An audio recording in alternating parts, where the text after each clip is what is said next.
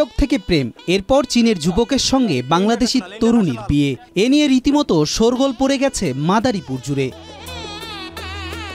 TikTok থেকে শুরু হওয়া প্রেমের টানে হাজার হাজার মাইল পাড়ি দিয়ে বাংলাদেশে এসে মাদারীপুরের এক তরুণীকে বিয়ে করেছেন চীনের এক যুবক। এই ভিন্ন সংস্কৃতি ও ভিন্ন ভাষার মানুষের বিয়েকে ঘিরে মাদারীপুরের পাঁচখোলা ইউনিয়নের উত্তর মহিষেচর গ্রামে রীতিমতো হইচই পড়ে গেছে।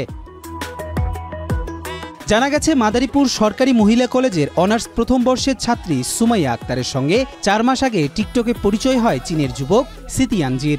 এরপর নিয়মিত চ্যাটিংয়ের মাধ্যমে তাদের ঘনিষ্ঠতা বাড়ে। প্রথমে বন্ধুত্ব এবং পরে তা প্রেমে রূপান্তরিত হয়। অবশেষে গত 24 জুলাই সিতিয়ানজি বাংলাদেশে আসেন এবং 28 জুলাই শরীয়ত বিধি মেনে 5 লাখ টাকা দেনমোহরে সুমাইয়াকে বিয়ে করেন। লিলি হালাল বিউটি সোপ, বিএসটিআই কর্তৃক সনদপ্রাপ্ত দেশের প্রথম হালাল বিউটি সোপ, দীপ্তিময় উজ্জ্বল ত্বকের জন্য।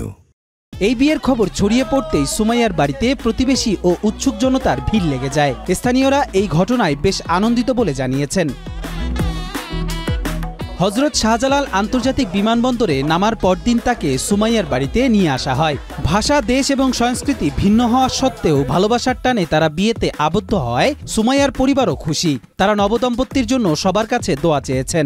সুমাইয়ার বাবা সাইদুর মাঝি জানান, সিতিয়ানজির পরিবার সুমাইয়ার ছবি দেখে তাকে পছন্দ করেছে। রেস্টুরেন্ট ব্যবসায়ী সিতিয়ানজি বাংলাদেশে এসে তার ভালো লাগার কথা জানিয়েছেন। নতুন দম্পতি এই বিয়েতে বেশ খুশি। এছাড়াও জানা গেছে, সুমাইয়া আক্তার 1.5 মাস পর তার স্বামীর সাথে চীনে যাবেন। কবির চৌধুরী, মাই টিভি।